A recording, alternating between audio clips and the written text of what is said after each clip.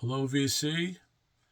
Tony here. Tony's LPs are us at Studio B, where we keep our Beatles and our Bond and our bourbon. And now we keep our Four Seasons down here. Now, this record is about the Beatles, it's about the Four Seasons, and it's about VEE Jay Records. And it's about the Beatles versus the Four Seasons. If you know the history of VEE Jay Records, they did a gatefold called the Beatles versus the Four Seasons, using this record, and actually put it out there for the public as if it was a new record. But inside we had Introducing the Beatles, and inside we had the golden hits of the Four Seasons. And I'm going to go into a little bit about the history of VEE Jay Records. Not extensively, because it's Shakespearean in its volume. There's so many twists and turns and lawsuits and this and that, but it was all happenstance how a small label in America, actually in Chicago, they originally initiated their company in Gary, Indiana, which is the home of the Jackson 5, I believe. But it was Vivian Carter and James Bracken, a husband and wife team. Vivian was a DJ on a black radio station. She played all the hits, and not sure what James did, but they were married, and they said, you know what? I think they had a record store, and they said, people are coming into our record store looking for these rare records that you can't find. Why don't we print records? Why don't we do records? So the first band that they signed, which had a number one hit, was Baby It's You, was the hits of the Spaniels. Now, Spaniels are doo-wop, maybe gospel doo-wop back in the late 50s, early 60s, I believe. As the songs go, they did Play It Cool, Stormy Weather, Baby It's You, which was later covered by the Beatles, which is ironic. This is not a VEE Jay. This is a reissue on another label. This is on Upfront Records, which is Springboard Records, which was from Linden, New Jersey. And I talked about that company before. So this is the first record that VEE Jay Records were able to distribute. But they became pretty big. And when they signed the Four Seasons, and this is the first album on VEE Jay from the Four Seasons, the first record company to distribute the Four Seasons was Vivian and James, and they were a black-owned company. So that was pretty rare to have an African-American company in the late 50s, late 60s. They were very, very successful. They were actually on Record Row in Chicago, which had Chess, other record companies, I think Brunswick. There was maybe 30 record companies and labels and recording studios on Record Row and Chess back in the day, and they're all gone now, as you know. But this is an original. I'm just going to show this and talk through it. This is an original. This is really it's just a miracle the shape it's in. And ironically, this VEE Jay label is similar to the Capitol label, the Rainbow label. And if it wasn't for the Four Seasons being signed to VEE Jay, in my humble opinion, I don't believe that VEE Jay would have gotten the American rights to distribute and manufacture the first Beatle album, or the Beatles in any form. What happened was the Four Seasons, who got their name from a lounge they played in of a bowling alley. The bowling alley was called the Four Seasons, and that's where they got their name from. They were from Newark, New Jersey. The bowling alley I've been to. I've seen the original bowling alley. I don't believe it's there anymore.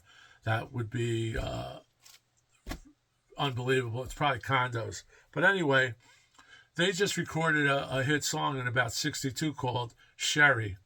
And they were looking for a label to market Sherry. It was a single. Somehow Frankie Valli knew this record promoter Randy Wood, who also worked for VJ. And he worked for VJ on the West Coast. And at the time, VJ was looking to expand their roster to include some diversity. They wanted a crossover, and they wanted to go crossover as well as get some white acts. Prior to that, prior to the Four Seasons, it was black acts, rhythm and blues. Little Richard was on the label, the Spaniels, Jerry Butler, I believe, was on the label.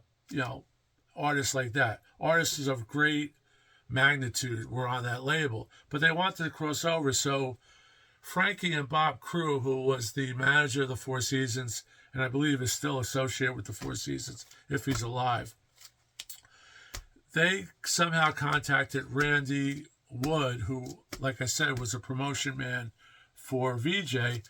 Frankie's, it was probably in the play, I don't remember, but Frankie played him the song Sherry over the phone. He loved it over the phone. He says, send me the demo. He sent the demo. He played it for the people over at VJ. They loved it, and they actually signed the Four Seasons. It was the first white band, first white singing group to sign with VJ Records, which was primarily black artists. So they wanted that crossover, and somehow the stars aligned, and they got the Four Seasons. The Four Seasons had 3 #1 million selling hits with them: Sherry, Walk Like a Man, and Big Girls Don't Cry, I believe, which is on this record, their greatest hits. And this is a really nice original copy as well, and I'll show you that. The first record that they got was the first record that I showed you that came out on VJ's, this one.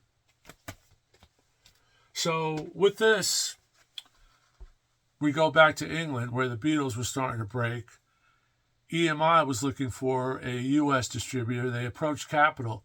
Capitol turned them down, and some people think Capitol turned them down because they thought that the first tune, Please Please Me, which was, I guess, making its waves, was too promiscuous for the American public. Please Please Me, they thought it was about oral sex, about pleasure. Please Please Me. The Beatles, of course, denied all that. The Mop Top said that's not what it's about, but it got shoved to the side. EMI said, okay, whatever. We got first rights to the label. Somehow, EMI then approached VJ because of the success of the Four Seasons.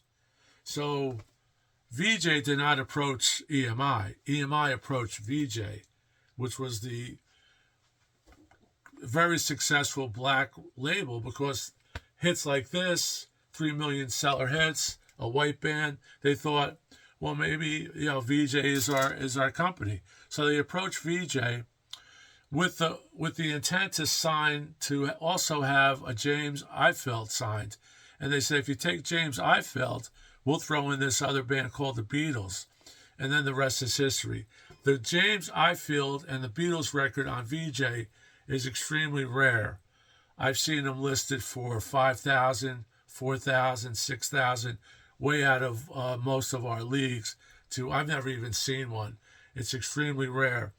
It's not as rare as another record I'm going to talk about, another Beatles record I'm going to talk about, but it's very rare, and I don't know how many were printed. I don't know how many are gone. So because of the Four Seasons, VJ was fortunate enough to get the Beatles. Somehow then they were selling millions of copies of Introducing the Beatles. And like I said, I'm not a VJ or Beatle expert. I'm just giving you a sketched out version of this. What happened was, after some, I guess, discussions with Capitol again, Capitol somehow got the rights back from EMI and kind of like pushed VJ out. VJ was having some financial problems.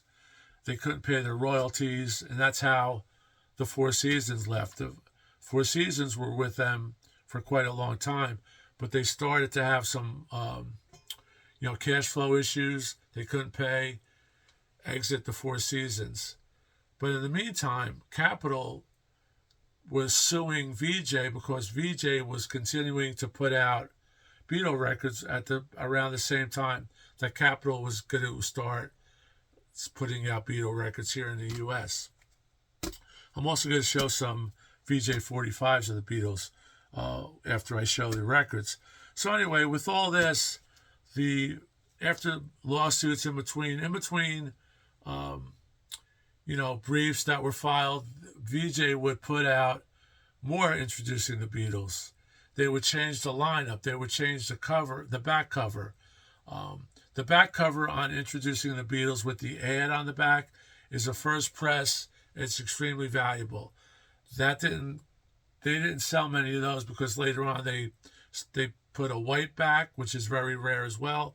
Then they put a back with songs on it, and the songs changed. I'm going to go through some of those because I have a few different variants. But bottom line is, they lost the contract. They continued to put out Beatle records, and I'm going to show some of those. One of the big ones that we don't have is the Four Seasons versus the Beatles. So that's the brief history. But it was an amazing company. VJ was an amazing company. They later were taken apart. They try to get back. They kind of lost their mojo. So of course, Capitol and the rest is history. But whatever it was, the first company to put out a Beatle record was VJ Records from the U.S. in Chicago. Here's the last Four Seasons record on VJ. When VJ was having a problem with the Four Seasons, lawsuits back and forth, the Four Seasons were pulling out, and they kind of had a deal where VJ Records would get one more Four Seasons record, then the contract was kaput. But the deal was that you have to take this record heard without hearing it. It was sight unseen, without hearing the record. And VJ kind of said, well, we have no choice. And what this was this record. It's kind of a studio record of some throwaway songs with recorded live on stage, but it's not recorded live on stage. It's actually edited. The vocals are the background ambient sound of audiences were added to it. And it said it included the new hit single, Little Boy in Grown Up Clothes, which I didn't know, but I went back and listened to it. And it's interesting. So that's this record. That was the last Four Seasons record on VJ. And here's the Rainbow label again. And their labels change. The Beatle labels are different from this label. And here again is the one that was in the double Beatles versus the Four Seasons. Now I'm going to show you some of my Beatles. This is considered an original press. There was a lot of counterfeits because, like I indicated, VJ didn't have the rights to continue to press Beatle records for that period of time. So what they did was they were putting out what are considered counterfeit records. The font changed, the lineup changed. They had 14 tracks that I think that they were able to use, master tracks. So this is an original press. This is track listing version 2, and you can see the shadow of George on this, and that may be one way to tell that it's an original, the shadow of George. Any one that says stereophonic on here or stereo is probably a bootleg or a counterfeit. Here's the back of this one. And like I said, the lineups change. This has I Saw Her Standing There, Please Please Me, Baby It's You, Twist and Shout. And here's the label. And how you can tell that this is a first pressing is the Introducing the Beatles and the Beatles are not separated by the spindle hole. All the other ones I'm going to pull, are separated by the spindle hole. So those are considered counterfeit. Although they were pressed by VJ, they're considered counterfeit. Here's one that's definitely counterfeit. If you ever see one that has a border on it, it has a brown border, that's considered counterfeit. The song tracks match version 1, but this is a cover counterfeit, a large brown border on the center. And you can see here, it's the black label. And in between, the Beatles and Introducing the Beatles are separated by the spindle. This is in very good condition. They sound great. VJ had the original tapes from that was sent over. I don't know if they're B tapes or A tapes, but they did have original tapes from EMI. So that's one variant. Here's another variant with stereophonic over the top. This is considered a counterfeit. And this has Introducing the Beatles. In between, there's a spindle. So this is a counterfeit. This is excellent condition. It sounds really good. It plays mono, but it says stereo. Here's another one, which you can see is kind of faded. Has the number of the record on the bottom.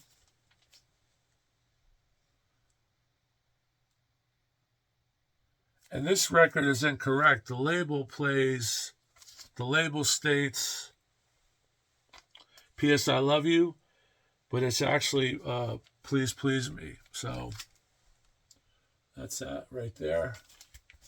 And the back of the jacket says Please Please Me. So the record label says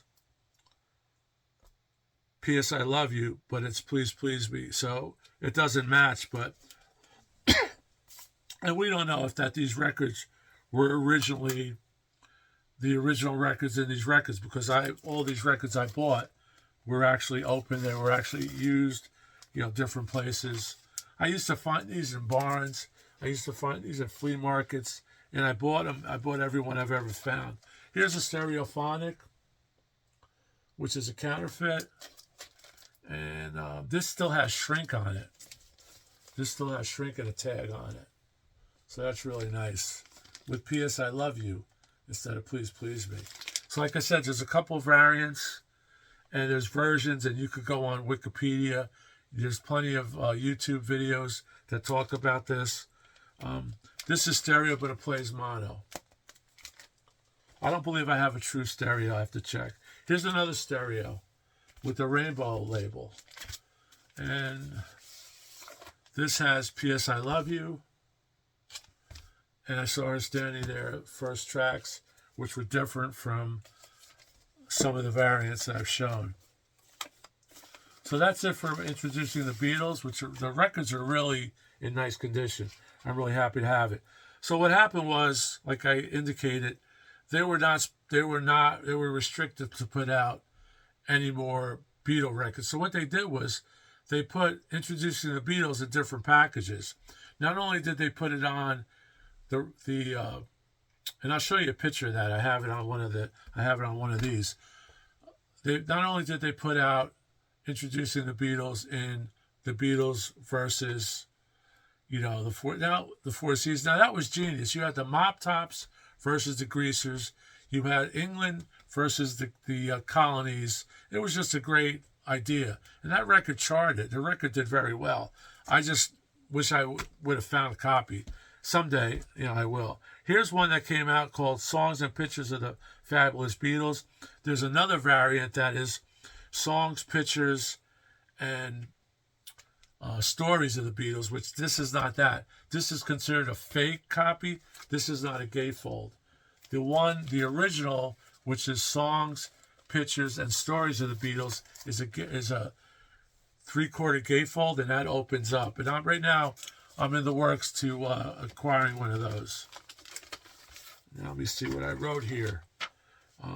This is a mint copy. Inside is Introducing the Beatles. They didn't even change the label. They just put in whatever records that VJ pressed for Introducing the Beatles. Now, this has a 3-song. This actually changes some of it.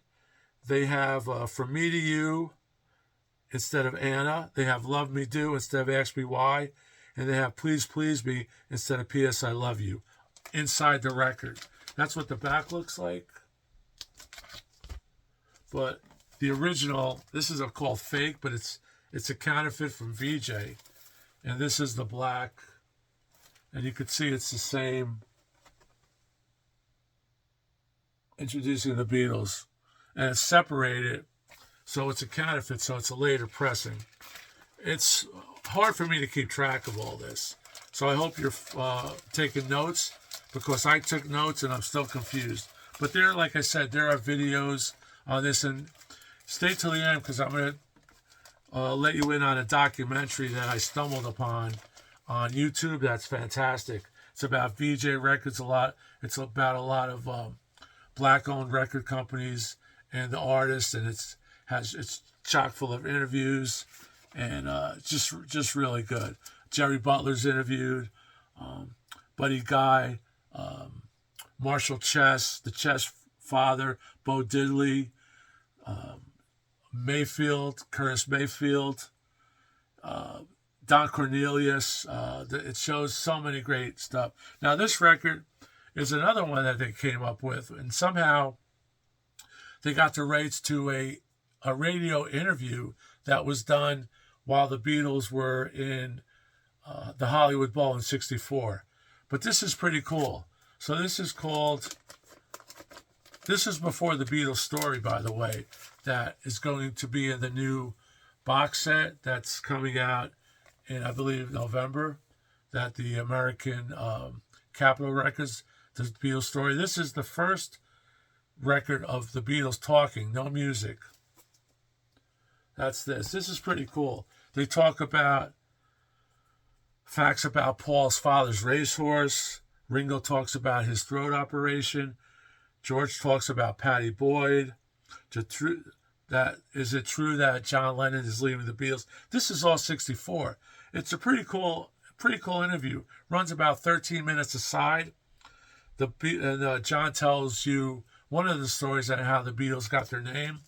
And on the back, it has the ad back. And if you see that, that's the Four Seasons versus the Beatles versus. And this record there, that's heavy paper. That record could go for $8,000, $5,000. It's the Beatles and Frank Ifield.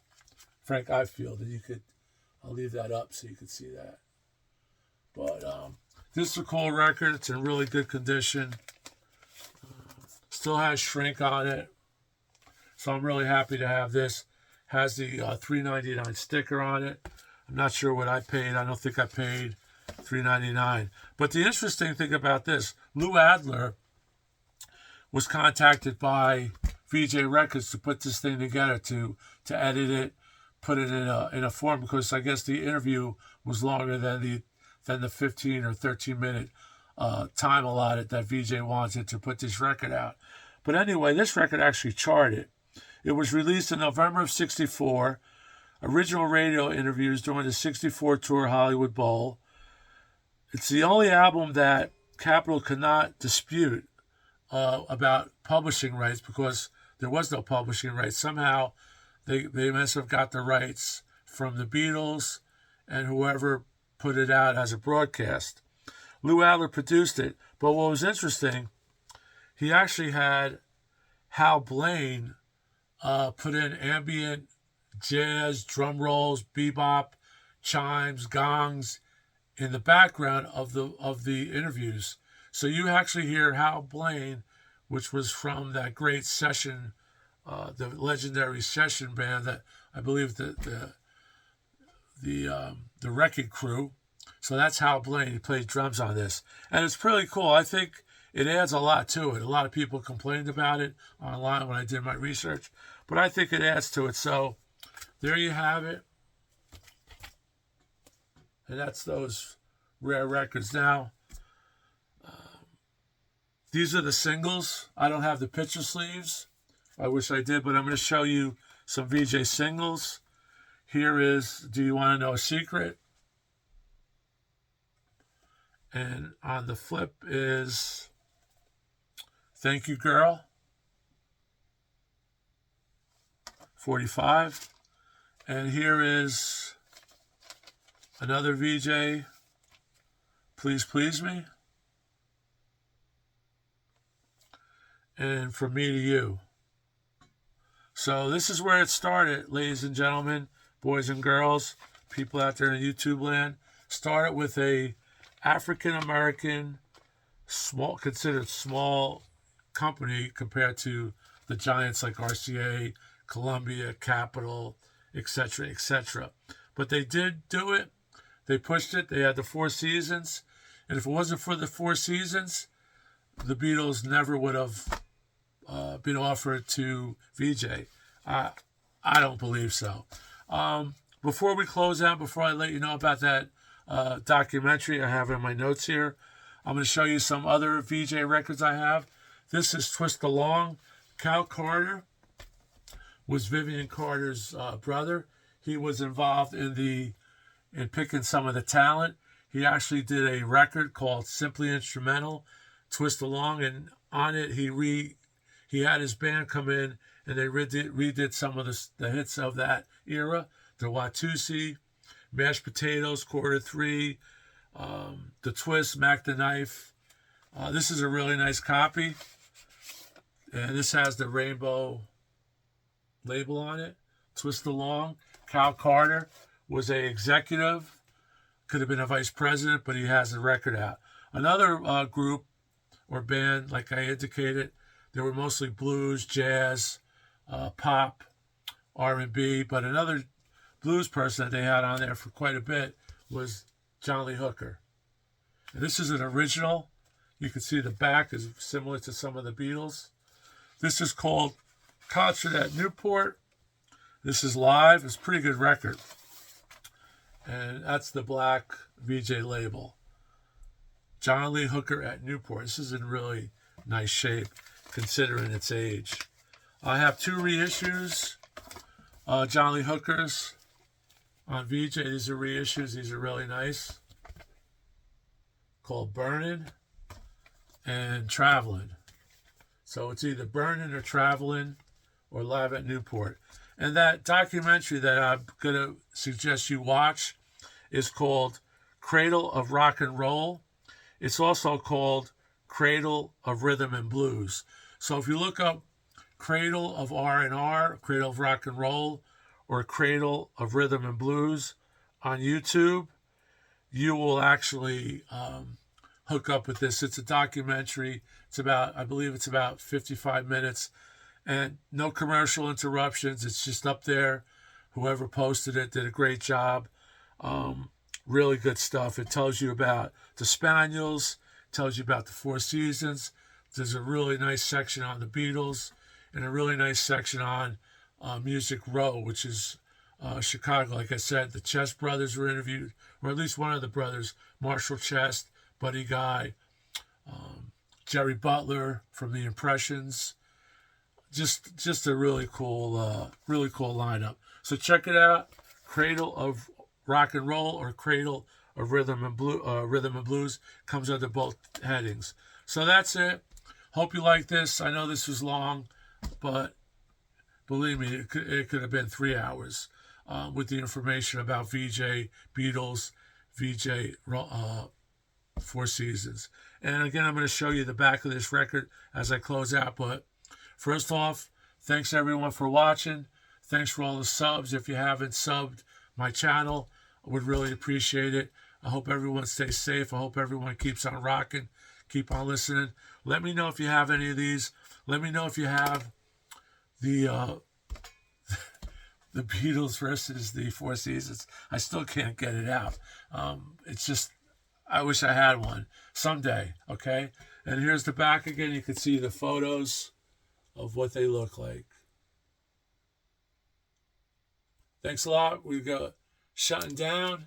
We'll see you soon. Keep rocking. Ciao.